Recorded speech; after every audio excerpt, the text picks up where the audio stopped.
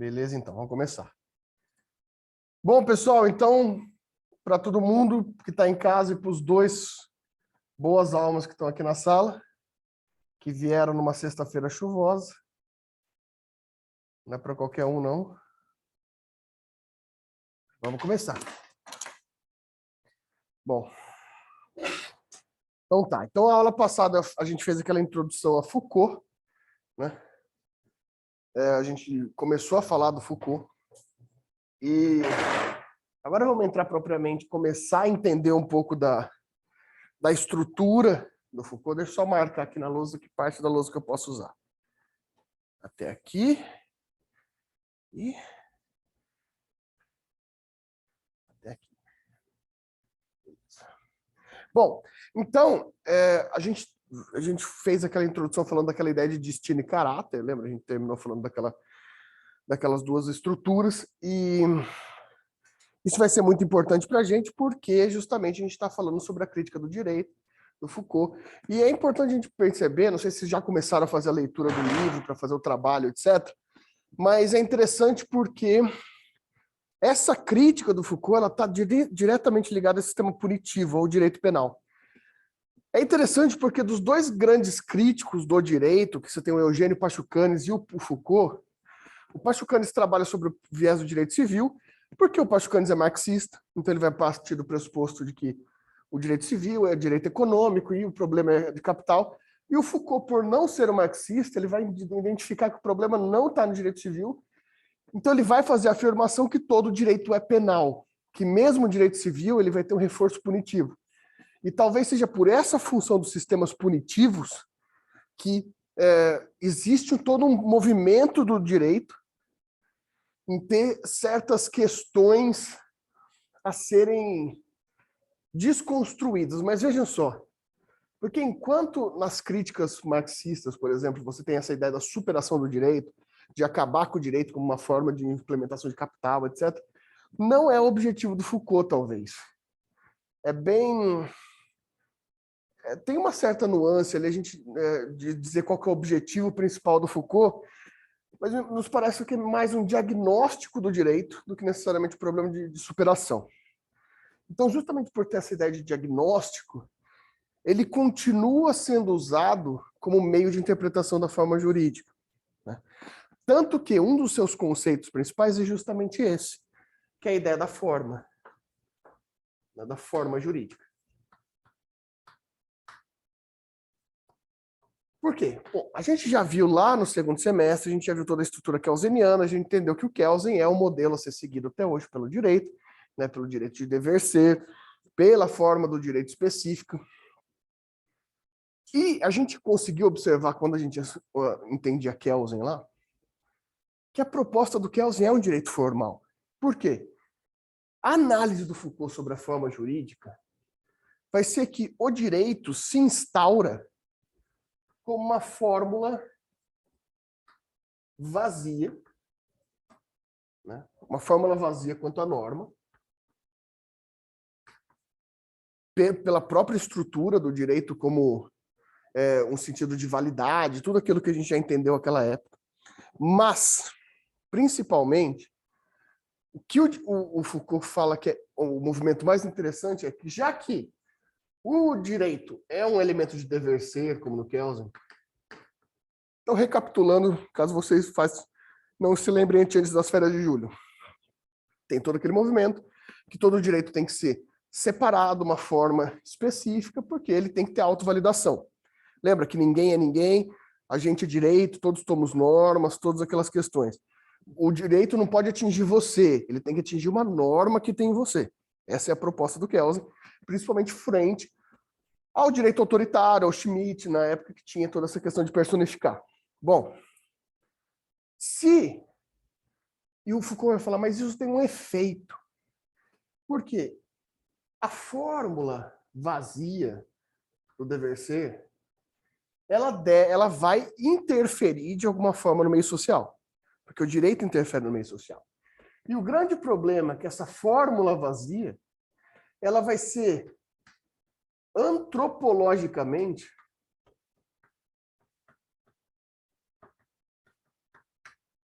apreendida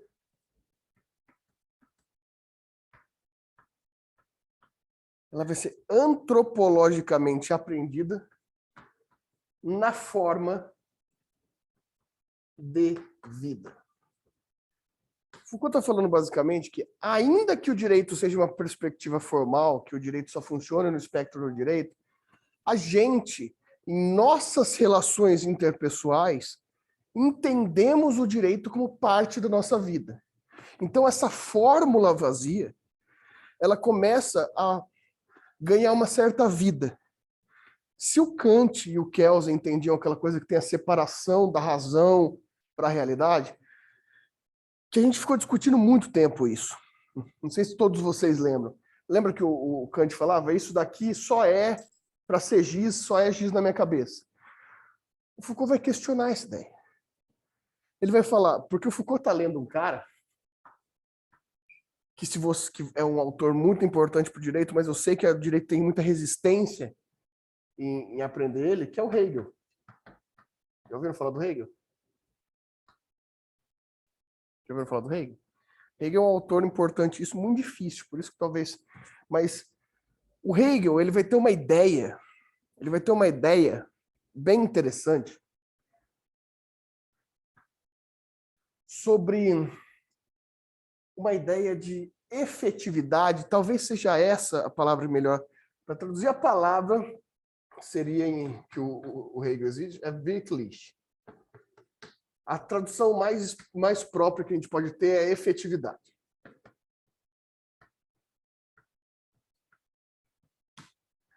Efetividade para o Hegel existem determinadas coisas da nossa vida que não precisam estar no fenômeno, elas podem estar em outra espécie. O Hegel vai usar muito a expressão espírito, Deus, ideologia, que elas podem não existir do ponto de vista do Kant, porque não são sensíveis. Mas elas têm uma efetividade, um Wirklich, que torna elas reais. Então o Hegel ele vai falar que existe a possibilidade de uma coisa ser real, ainda que ela não seja. O que é esse não ser? Do ponto de vista do Kant, não ser sensível, não ser empírico. Então é possível que as coisas possam ser ainda que não sejam. Como? Quando a gente apreende essas relações, quando a gente entende essas relações como parte da nossa vida e vivencia elas. Um bom exemplo disso, né? O Hegel vai partir de um pressuposto bem básico, é a ideia do sentimento. O sentimento não existe, ele é uma produção puramente racional, mas ele interfere no próprio corpo. Se você está depressivo, por exemplo, uma depressão patológica, ela vem de um espaço sentimental, mas ela pode agir diretamente sobre o seu corpo. A gente pode falar, por exemplo, do placebo. O remédio placebo, ele não é efetivamente um remédio, mas ele age efetivamente. Ainda que ele não seja, ele passa a ser. Então, o Hegel está colocando para a gente que existe essa apreensão na vida que pode fazer com que as coisas sejam reais, ainda que elas não sejam necessariamente reais. Vai tornar elas wirklich, vai trazer elas para um plano da efetividade. Então, enquanto o Kant está separando entre o que é e o que deve ser, o Hegel está falando que tem um espaço entre o que é e o que deve ser, que é o espaço da efetividade. Que são coisas que a gente pode produzir tanto na razão que interferem na realidade. Então é efetivo e real. Tanto que, se vocês forem um dia fazer a leitura, tem a obra mais importante do Hegel, que é a Filosofia do Direito, chama Filosofia do Direito, o livro, né? Que na introdução ele vai estar assim: o que é efetivo é real, o que é real é efetivo. Então, para ser real, você não precisa necessariamente ser empírico, como Kant está dizendo. Precisa ser efetivo, que é a tradução mais próxima, né? Essa palavra não tem tanta tradução assim, mas eu acho que efetividade dá para a gente compreender um pouco o que o Hegel está falando. E isso vai ser muito importante no Foucault, porque o Foucault ele vai colocar que a forma jurídica ela vai alcançar esse plano de Wirklich. o direito ele vai começar a fazer parte da sua vida como se ele fosse real. Como se ele realmente fosse real. E isso começa numa perspectiva de como a gente enfrenta a interferência do direito nas suas próprias vidas. O Foucault traz uma questão muito interessante, que ele faz uma leitura histórica que não é contínua. A leitura da história, que o Foucault vai chamar de genealogia, essa genealogia não se prende ao tempo. Por que não se prende ao tempo? Claro que a gente está diante da ideia de tempo progressivo. E o Foucault vai falar que o progresso, que essa ideia do progresso, é uma ideologia.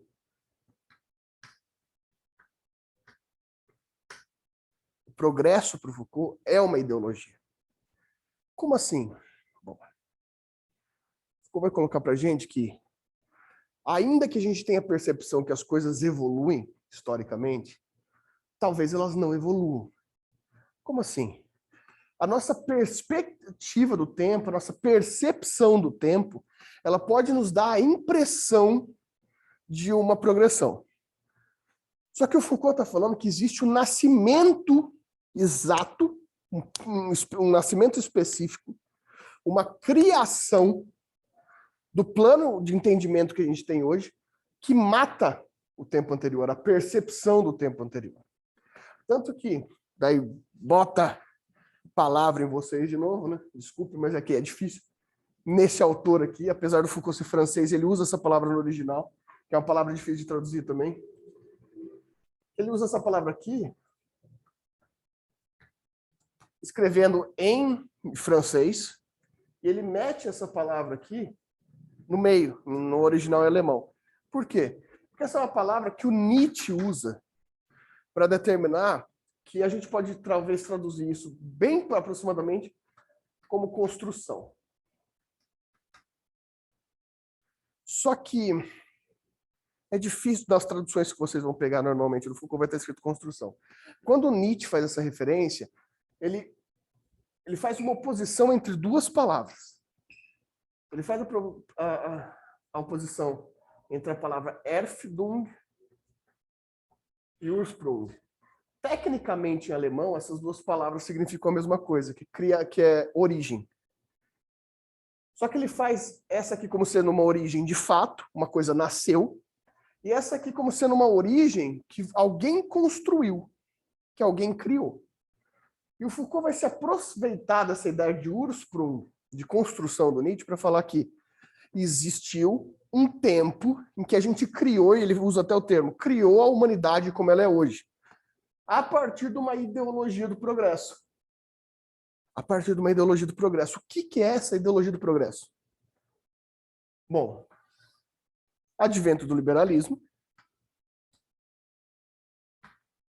Então seria uma ideologia própria do plano liberal, por conta do advento do modelo que todos vocês conhecem, que é a ideia do utilitarismo.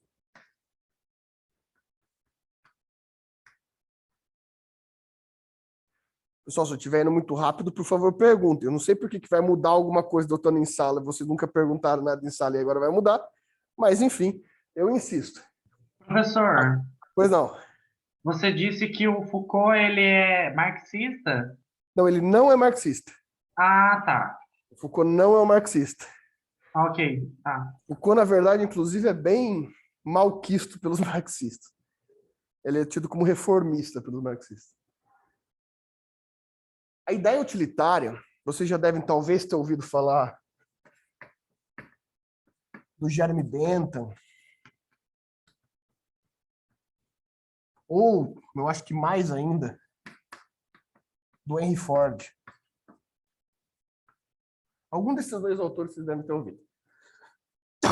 Principalmente Ford, né, dono da Ford, no caso, né? Esses dois autores eles estão muito ligados com a ideia da tecnologia. Vocês devem, é só a gente pensar, depois da Revolução Industrial, a gente teve um boom tecnológico que compensou quase toda a história da humanidade. A estrutura tecnológica começa a crescer progressivamente. Progressivamente.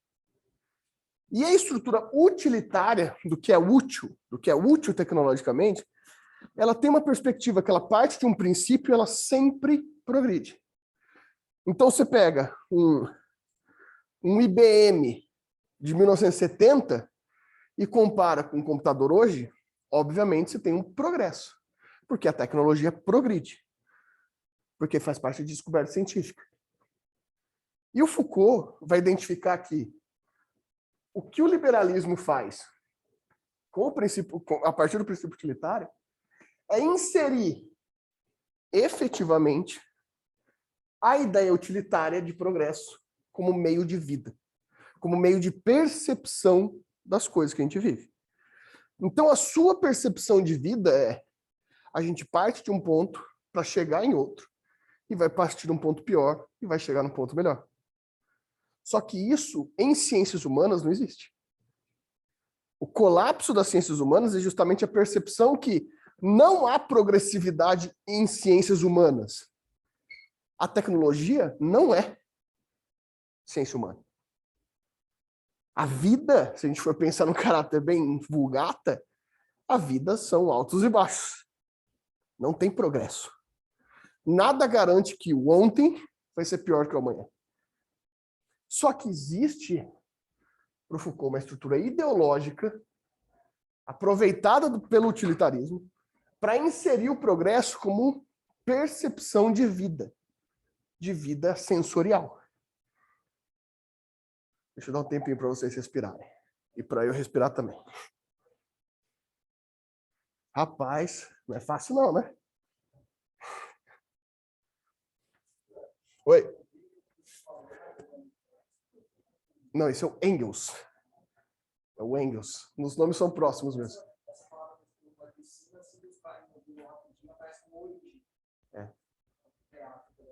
Ursprung, faltou um S. Origem aqui também. Origem. Só que as duas palavras são sinônimas para o Nietzsche. Só que essa aqui tem um sentido em alemão que é uma origem que geralmente o Ursprung era usado em composição de música clássica. Então, qual que é a origem daquela música? É inspiradora, mas alguém construiu a música. Então, por exemplo, a inspiração seria a Erfindung e a composição seria a Ursprung. Só que o Nietzsche usa isso para falar do tempo mesmo, que algumas ideias não têm origem, elas são criadas de alguma forma. Ele faz esse jogo de palavras mesmo com esse propósito, né? E o Foucault se aproveita dessa ideia.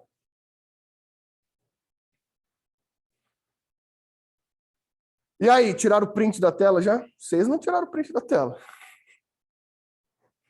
Tem que copiar. Professor, Oi. eu não consigo entender nada.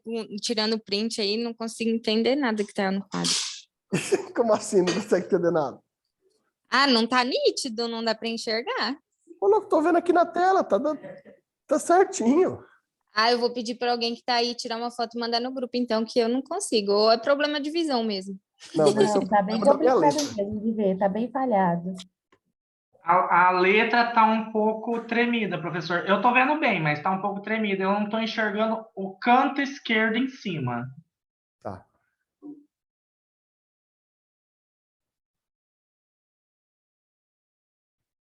Pelo menos vocês têm colegas caridosos aqui na sala que vão mandar a foto para vocês.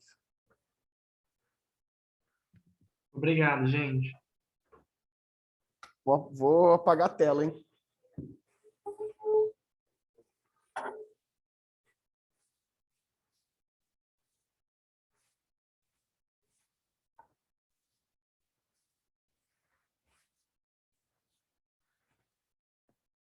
Bom, onde que está o rompimento? Onde que está o rompimento para o Foucault? O rompimento é perceptível a partir de uma forma ideária de poder que o Foucault vai chamar de medicina. Para o Foucault, a chave do direito está na medicina. É muito louco isso, onde que esse cara chegou. A chave do direito está em uma estrutura que o Foucault vai chamar de uma espécie de poder que Foucault vai chamar de poder saber. Tem um tracinho aqui, ó.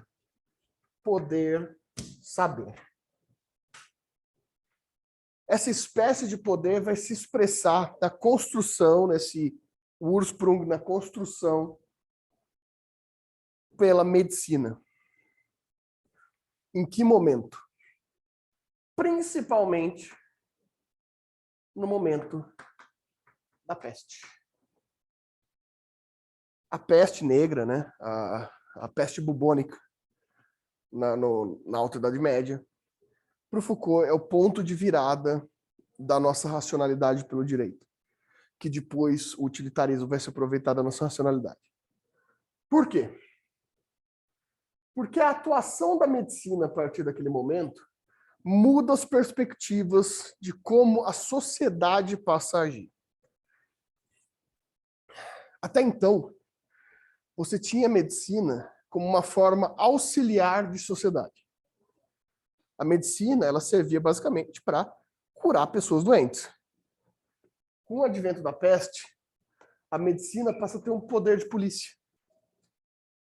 A medicina, e não sei se vocês deve ser difícil para todo mundo entender como que é viver uma pandemia, mas os poderes da doença passam a ser poderes de polícia.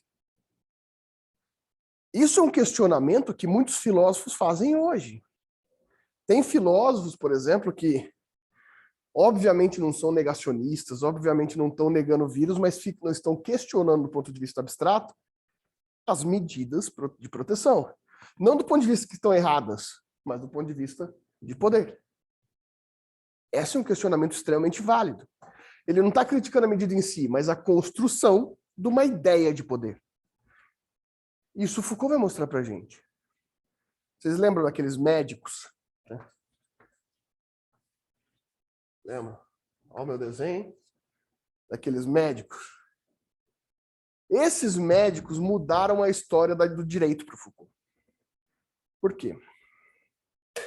Quando você tinha uma doença transmissível na Idade Média, como a lepra, por exemplo, você tinha um fator muito fácil. Era incurável, a lepra na época era incurável, né? Hanseníase, etc. Hoje não se chama mais de lepra.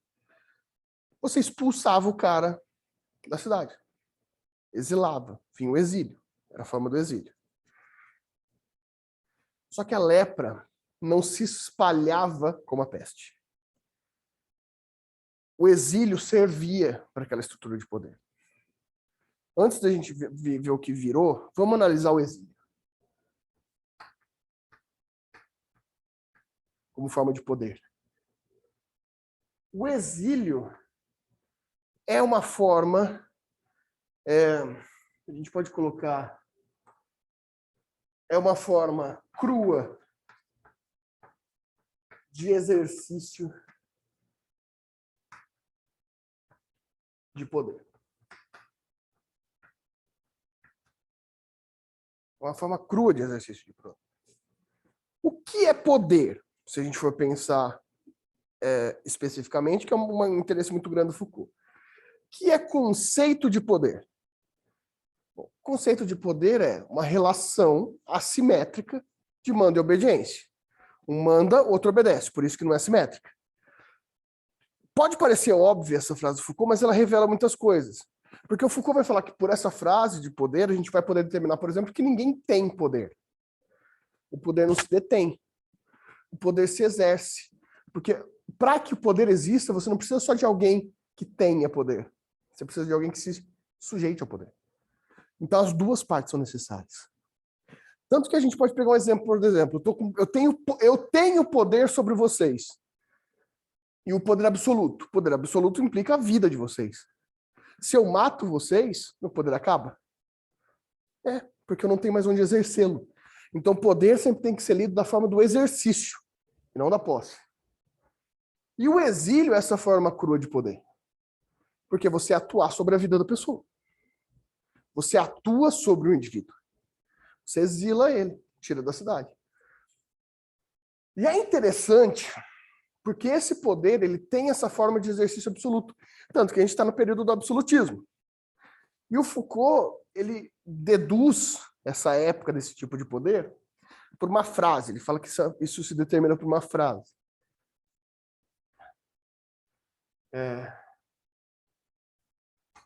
Ele vai falar que é fazer morrer ou deixar viver. Essa frase para o Foucault resume o exercício antigo do poder. Por quê? O seu exercício permite fazer morrer. O viver é uma faculdade do poderoso. Né? Se você está vivo é porque o soberano deixou. É porque o poderoso deixou. Porque o poder dele de exercício é te matar. Então ele pode te matar quando quiser. Se você está vivo, é graças a ele que, pela sua faculdade, te deixou vivo. Então essa ideia de poder aqui é um poder por faculdade.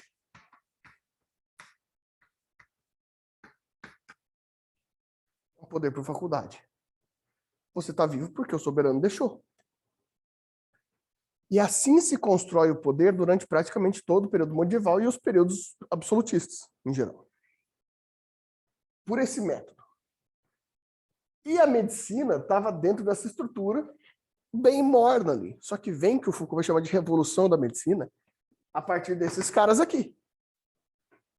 Por quê? Agora a peste se espalha. Agora tem gente morta na cidade inteira. Então agora, ao invés do médico curar, ele vai escolher. Começa um movimento em que esses responsáveis, esses médicos, vão até as casas, abrem as portas das casas, arrombam as portas, invadem a casa para ver se tem alguém doente lá dentro, para fazer o diagnóstico. E se tiver, eles jogavam perfume, porque eles acreditavam que vinha do mau odor, etc. Mas, principalmente, eles pegavam as portas, só que é uma porta, para quem está em casa, e pintavam um X na porta. Isso aqui é a virada de chave mais fabulosa da história do poder. Por quê? O soberano exercia o poder, e seu poder de polícia exercia o poder para ele. Então, os guardas do rei defendiam e exerciam o poder para o soberano. Agora, quem exerce é a gente. Porque um X na porta significa que os vizinhos, com medo da peste, que vão te vigiar, que não vão te deixar sair de casa. O poder se espalha. O poder sai da mão de um e vai passando por todo mundo. Agora é você que vigia a porta do vizinho, e não a guarda. A ideia da vigilância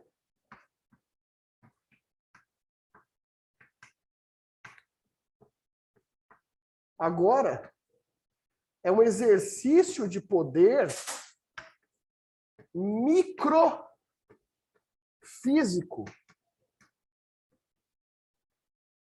Não tem mais quem seja o detentor absoluto de poder. Agora, todos da sociedade têm uma relação assimétrica de mando e obediência ao mesmo tempo. Agora, você manda e você obedece em si mesmo. Você manda nele e obedece a ele. Porque vocês estão se auto-vigiando o tempo todo.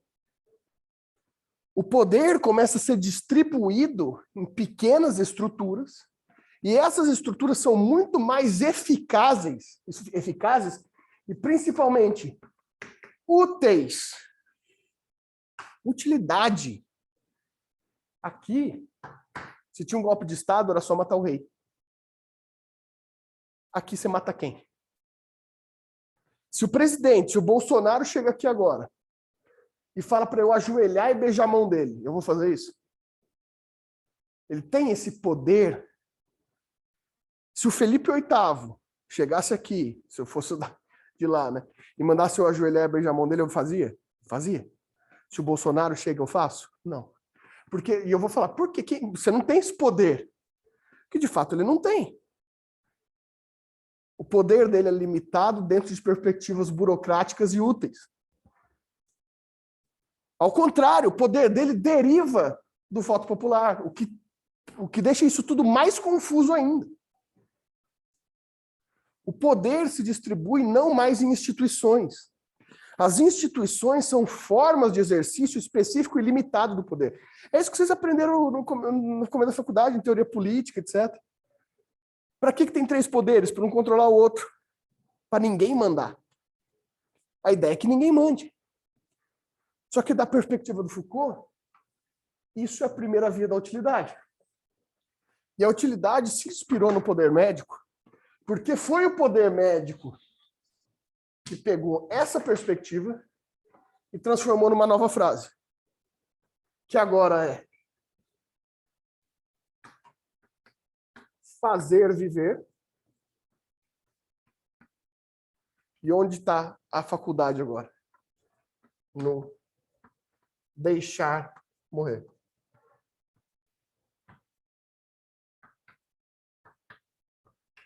Fazer viver agora não é mais uma faculdade fazer morrer. É uma obrigação. Só que o espaço de poder na medicina está no deixar morrer. O médico sozinho num pronto-socorro lotado. Tem um idoso infartando e um jovem com um tiro no coração. E só tem ele para atender. Quem ele salva? É um exercício de poder. Quem ele vai deixar morrer para poder fazer viver? Isso é uma perspectiva médica. E essa perspectiva médica que vai ser trazida porque isso é útil. Como que você... Eu não vejo a cara de vocês, muito bem de quem está em casa, porque nunca abriu a câmera na vida. Né? Mas, sei quando vocês dois falaram que é o jovem. Escolher o jovem é uma perspectiva puramente útil. Porque em uma questão matemática, o jovem tecnicamente tem mais vida que o velho. É útil. A perspectiva do médico é sempre não é precisa, ela é matemática. Ela é útil. Então, deixar morrer dele, para poder ser decidido, não é pela pura faculdade, ou como os teóricos da época chamavam, né? De vontade ex nihilo. Já ouviu falar de niilismo? Niilismo é nada, né? O nihilo é nada. Ou seja, vem do nada. O rei, a vontade vinha do nada. Ele não justificava a sua vontade. Isso é importantíssimo para exercício de poder. Aqui não. O deixar morrer está ligado efetivamente à utilidade.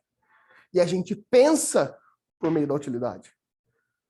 A gente pensa efetivamente que a efetividade é a forma correta de se pensar.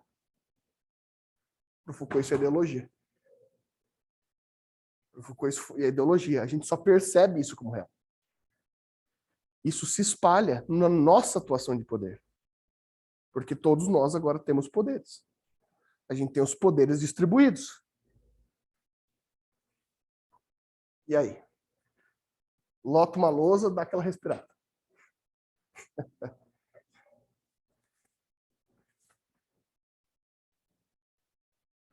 Vocês não tinham nem ideia que minha aula era assim, né? Escrevendo na lousa, né?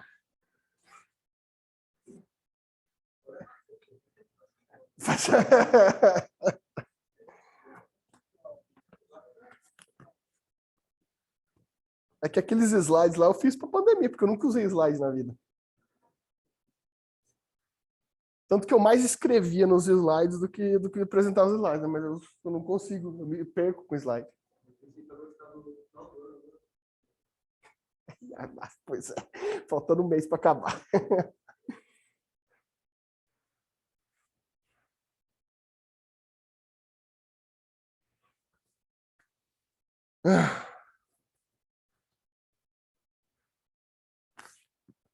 Ou é necessário, mas a máscara é foda para dar aula. É extremamente necessário. Antes de apagar, vamos fazer uma relação. Olha o que a gente está passando hoje. Eu nunca achei que fosse tão fácil explicar Foucault do jeito que está sendo agora. Pois é. Olha o resultado, por exemplo, da Prevent Senior. A tal da morte também é alta. É um exercício de poder. O elemento mais Foucaultiano possível. Agora vamos descendo. A gente está em estado sensível de vigilância. Máscara, por exemplo. Se você está num lugar fechado e alguém está sem máscara, você já começa a querer exercer seu poder. Porque é um estado sensível de vigilância. Né?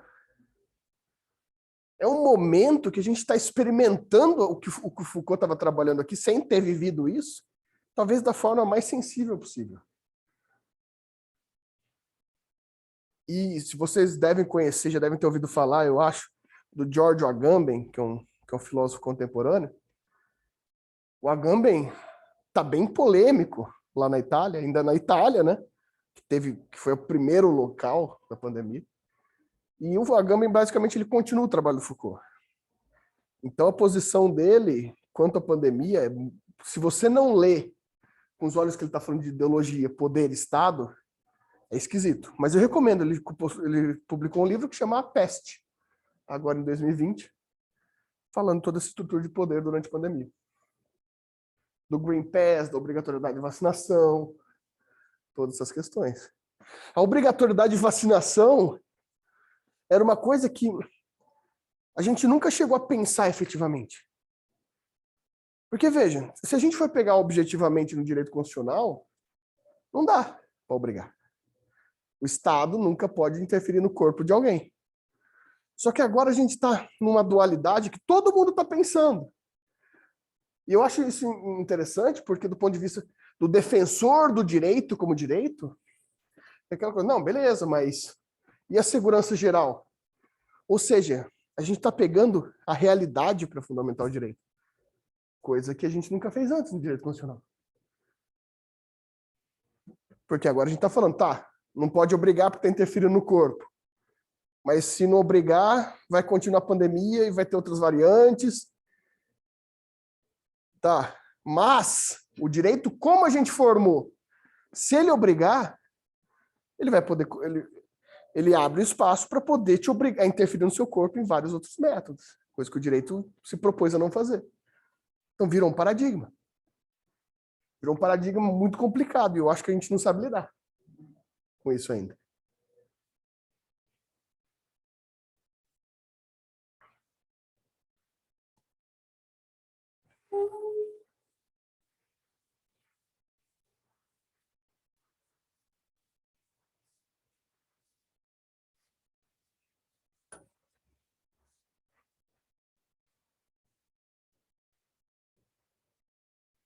Bom,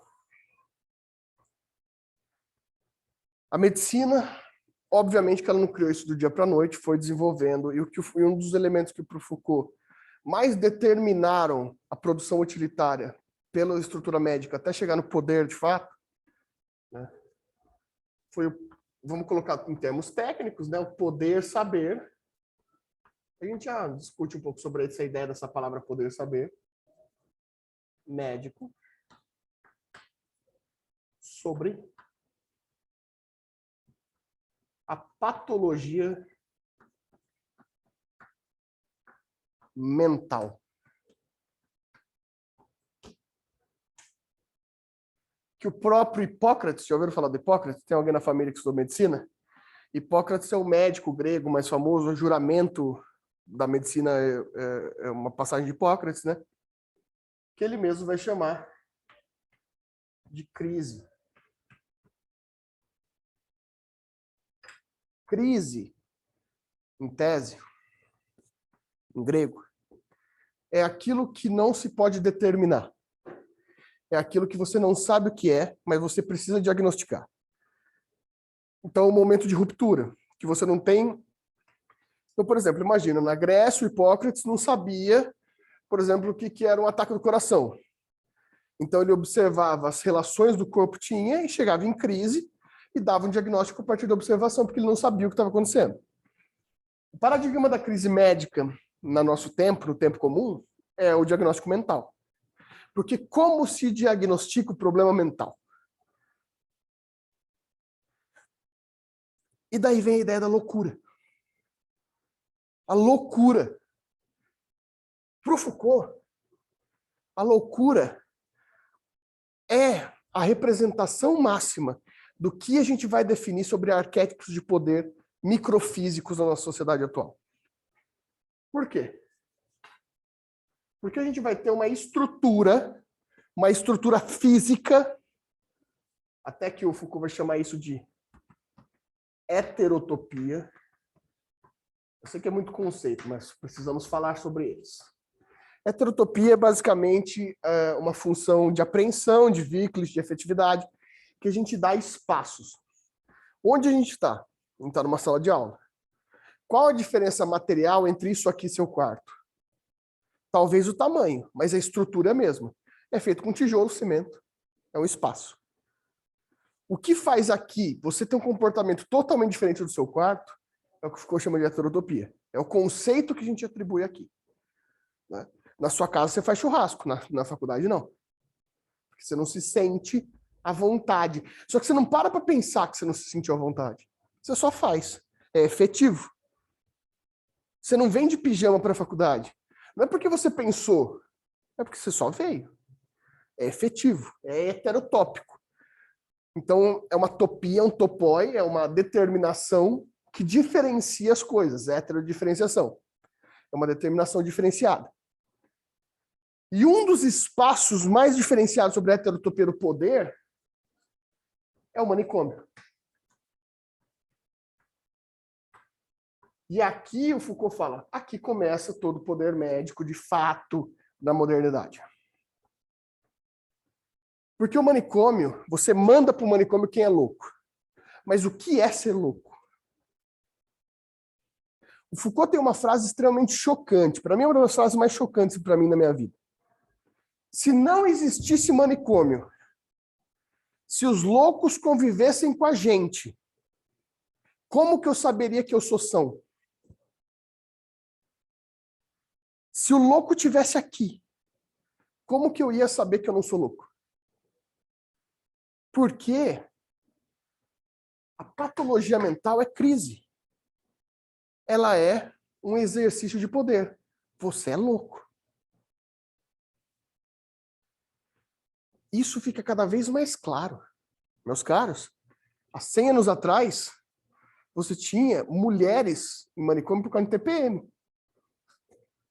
Há 100 anos atrás, não, há 30 anos atrás, você tinha autista em manicômio. Né? Hoje o autista é considerado um indesejável, alguém para o manicômio? Não mais, foi integrado pela própria lei. A mulher vai ser histérica, não existe mais o conceito de histeria. Foi entendido como um conceito errado. Errado também por quê? Certo também por quê? Porque a mente não se diagnostica com autópsia. A mente é um poder saber. É um poder determinado só pelo conhecimento.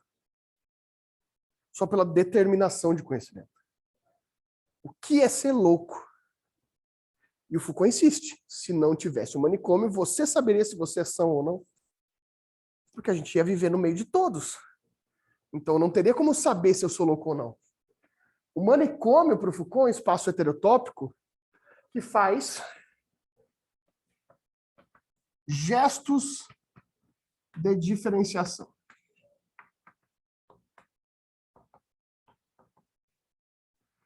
Significa que a gente é enganado pelo conceito do manicômio. O manicômio não existe para botar o louco lá, mas existe para manter eu como sendo são. Eu sou são porque eu não estou no manicômio. É uma resposta invertida. Não é quem está no manicômio é louco, porque vai ter gente no manicômio, hoje, claro, ainda bem, né? A gente teve toda a luta antimanicomial, etc. Que vai ser um dos trabalhos que vocês vão ter, que vai ser assistir o Holocausto Brasileiro, que é sobre o manicômio de Barbacena. Que isso aqui vai ficar escandaloso na mente de vocês depois disso. O manicômio de Barbacena foi fechado agora na década de 90. Foram 200 anos de manicômio. Mas, basicamente, para o Foucault, isso aqui serve não pro louco. Serve para mim. Serve para mim ter a legitimidade que eu não sou louco.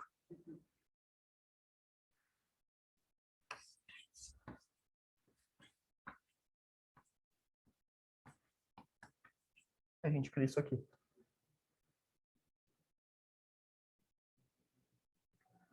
Beleza, manicômio entendi bem. Mas isso aqui? Mas e a prisão? Qual a diferença da prisão para o manicômio? Ah, mas o criminoso vai para lá. O que é crime? Escravidão não era crime até pouquíssimo tempo atrás. Adultério era crime até pouquíssimo tempo atrás. Hoje não é mais. Era crime, dava prisão e hoje não dá mais. Estupro, até 10 anos atrás, só era crime se a mulher quisesse.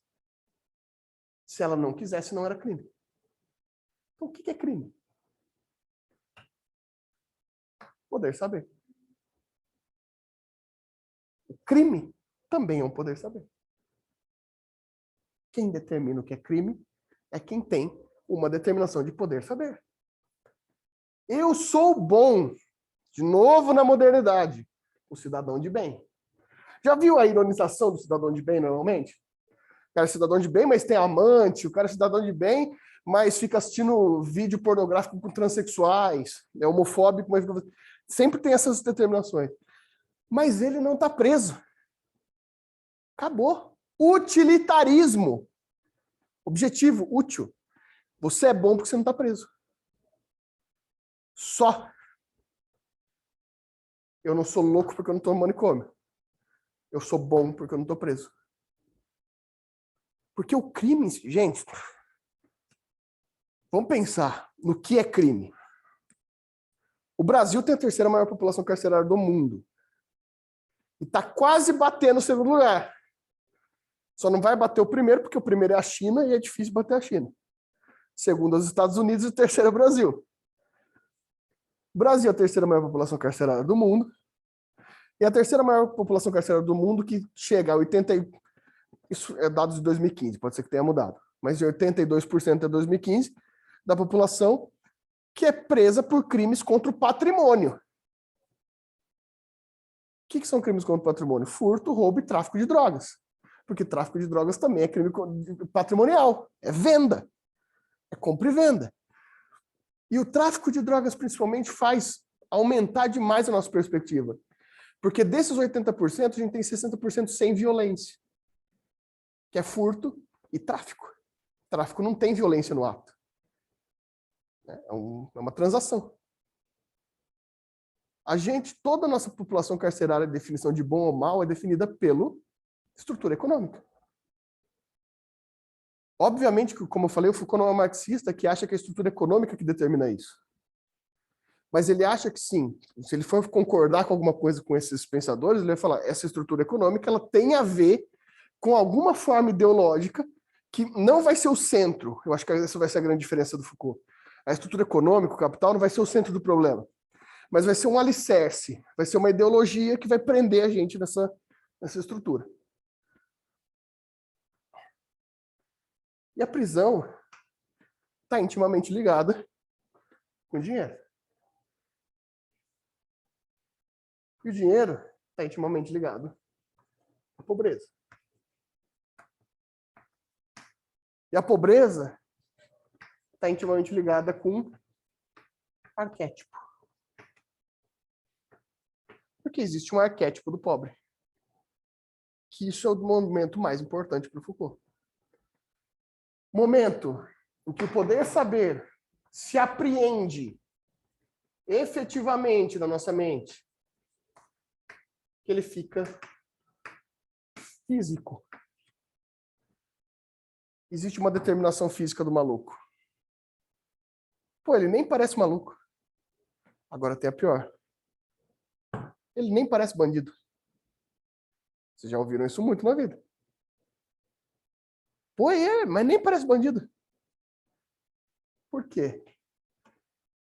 A instituição ela serve como alicerce para criar um arquétipo. Para poder ter um exercício de poder saber. Porque a gente busca, agora que o poder é microfísico, todo mundo exerce, tem o revés disso. Porque o exercício de poder ele demanda a manutenção do poder inconscientemente. Então você quer mais poder. Então, eu preciso dos diferenciações efetivos. Estou andando na rua, 3 horas da manhã, tudo escuro. Vem vindo alguém. Eu sozinho, morrendo de medo, transtornado de medo de ser assaltado, ser estuprado, sei lá o que eu acho que eu vou ser. Vem chegando, chega na minha frente, Collor. Fernando Collor de Mello. Condenado. Condenado criminalmente. Efetivamente condenado, mas eu respiro aliviado. Apesar do Collor ter sido condenado criminalmente, ele não se enquadra na diferenciação da prisão. Além de eu ficar aliviado porque ele não vai me assaltar, eu fico aliviado porque eu tenho companhia. Agora eu vou me sentir até mais seguro de ter o Collor do meu lado. Porque na minha cabeça, quem estava vindo era um arquétipo, que nem precisa mais estar na prisão. Eu já formei esse arquétipo. Principalmente para que eu possa me diferenciar dele. Porque eu não sou esse arquétipo. Definitivamente eu não sou. Por que o caso Isabela Nardoni é tão conhecido? Porque o Nardoni é um advogado branco, de classe média alta. Nardoni sou eu. Eu não posso admitir que eu cometo um crime e coloque em risco o meu arquétipo de diferenciação. Como que o Nardoni faz isso comigo? Eu tenho que execrar esse cara para falar, ó, ele parece comigo, mas não sou eu. Ele parece comigo, mas ele não sou eu. Toda essa manutenção de poder, ela vai gerando essa patologia. O arquétipo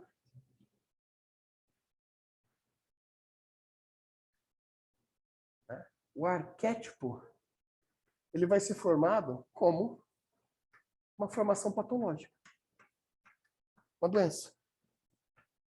Uma patologia. Uma lepra. Uma peste. Que eu preciso vigiar. Principalmente para que eu mantenha meu poder. Veja que maravilha isso. Isso começa, de fato, numa vigilância de poder. Isso termina numa estruturação social. Essa que é a coisa mais louca disso. Claro que nas próximas aulas a gente vai começar a deduzir cada fase disso, cada elemento disso. Mas as linhas gerais levam a gente para o arquétipo. Gente, quem nunca ouviu alguém associando limpeza à pobreza? Ou alguém da sua família falando, eu sou pobre, mas sou limpinho. O mas vem como um condicional. Apesar de eu ser pobre, eu sou limpinho. Então veja, eu sou pobre, mas eu não sou esse aqui. A relação é direta e a gente sabe que a relação é direta. Eu sei que a gente fica tentando negar essa estrutura todo o tempo, mas a gente sabe que a relação é direta. Eu sou pobre, mas sou limpinho. Ou, que é... Quando tem uma abordagem, vocês já assistiram a abordagem policial na favela, em vídeo? Primeira coisa que o cara fala. Não, doutor, eu sou trabalhador, não sou vagabundo, não. Eu tô na favela, eu sou pobre, eu sou esse estereótipo. Mas, por favor, não sou vagabundo. Ou seja, sou trabalhador. Eu sou útil. Você pode estar me encontrando nesse estereótipo, mas não, eu não sou. Eu não sou vagabundo, eu sou trabalhador, eu sou útil. Eu estou dentro de um processo utilitário, dentro da sociedade. É isso que ele está te dizendo. Obviamente, ele não vai para a policial e falar, não, eu sou policial, eu tenho um arquétipo, da prisão, mas eu exerço um procedimento útil e dócil na sociedade. Ele não vai falar isso, ele vai falar, não, eu sou vagabundo, sou trabalhador. Mas o que ele está te dizendo é, eu me enquadro no estereótipo, mas o que me tira do estereótipo, que me faz cidadão de bem,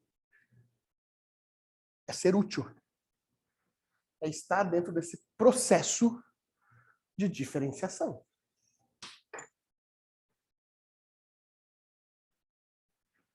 É, Foucault. Foucault é sempre assim. Nos causa estranheza. Comentários, dúvidas?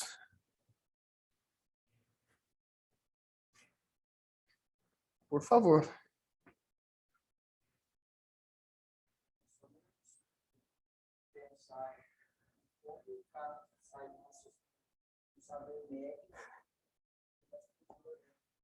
É muito louco. Como que ele chegou nessa perspectiva, né? Depois que a gente vê, faz sentido. Mas quando você vê o argumento, todo o poder moderno é baseado na medicina, é estranho.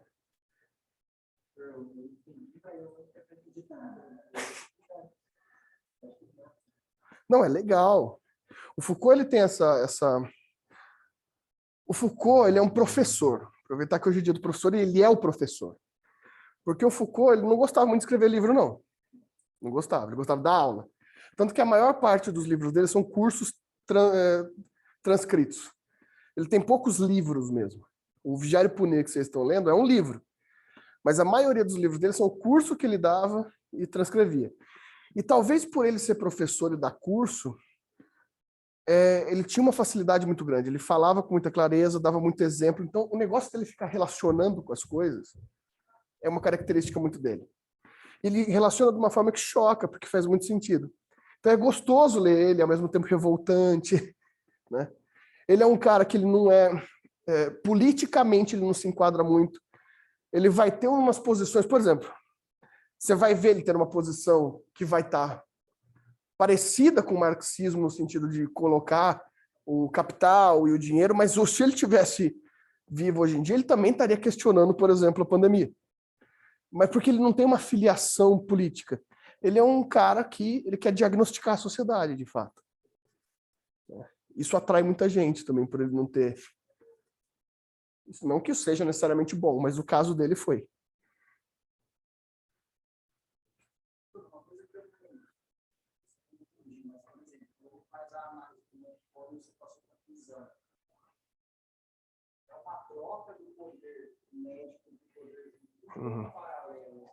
Essa é uma boa pergunta. Para quem está em casa, perguntou se essa passagem do manicômio para a prisão se é uma troca de poder médico ou é relacionada. Porque o Foucault ele vai dizer que a passagem do manicômio para a prisão é pelo formato. Então, ele vai falar que que a estrutura jurídica entendeu no manicômio como agir. Porque tanto que ele diz que o poder médico nunca acabou. Então, o poder médico continua. Então, o que a forma vazia do direito fez é pegar a forma do poder médico e trazer para o poder jurídico. Então, não teve um rompimento, eles andam em paralelos. Para o Foucault, eles andam em paralelos. E eu acho que hoje, eu tinha certas dúvidas sobre isso, mas hoje me parece mais certo. Principalmente em tempos de pandemia, como que a medicina agiu e como que a gente, por exemplo, está com medo de ir no médico, né, ou qualquer coisa assim, revela de fato que os poderes estão andando em paralelo, mesmo a importância do poder médico para ele. Né? Mas vocês vão ver, quando vocês assistirem o Holocausto Brasileiro, isso vai ficar muito claro.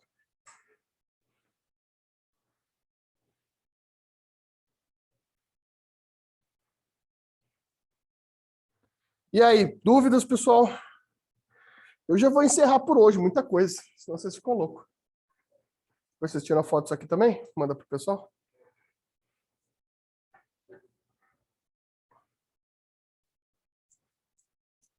A letra é assim mesmo, viu? Não acha que é a câmera, não.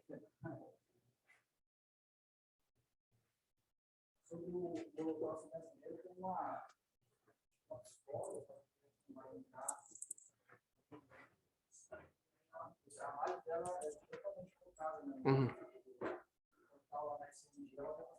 Vou fazer uma palestra lá. É assustador. É chocante. Isso que mais me chama a atenção, ó, esse trabalho do Holocausto Brasileiro eu dou desde quando eu entrei na faculdade. Todo ano é a mesma coisa. É o choque e o questionamento de como eu não sabia que isso existia. E a resposta é muito simples. Por isso. Porque lá é um local para se colocar o que você não é. Você não precisa saber o que tem lá dentro. Você não precisa saber o que tem dentro do manicômio, assim como você não precisa saber o que tem dentro da prisão. A gente sabe que a prisão não é o local mais humano do mundo, mas mesmo assim vem a nossa perspectiva, é bandido, então ele que está lá, é qualquer coisa assim. Mas ao mesmo tempo a gente sabe que dentro da prisão tem violência, tem estupro, que dentro da prisão tem tortura, que dentro da prisão não tem condições mínimas de vida, que não tem papel higiênico, daí a gente começa a descer. Que muitas prisões do estado do Paraná já foram detectadas várias vezes pelo Ministério Público, que só serve comida estragada. Chegou a servir no estado do Paraná comida estragada por 3 anos e ninguém fazer nada por isso, porque é preso mesmo, então deixa comer comida estragada. Já diria o Mano Brown, né? Comida azeda. Né? Ou seja, a gente sabe disso tudo. Só que a gente não vê também. Porque não precisa. Porque a prisão não está lá para eu ter dó da prisão. A prisão está lá para eu falar, eu não estou preso. Então eu não preciso realmente saber o que tem lá, porque eu preciso saber o que tem aqui. Talvez essa seja a determinação mais importante. E aí, ô remoto? Dúvidas? De todas as pessoas da sala, nem a Tamires, que sempre liga a câmera, está a câmera ligada hoje. Pelo menos vocês que nunca ligaram a câmera estão com a câmera ligada aqui na minha frente hoje.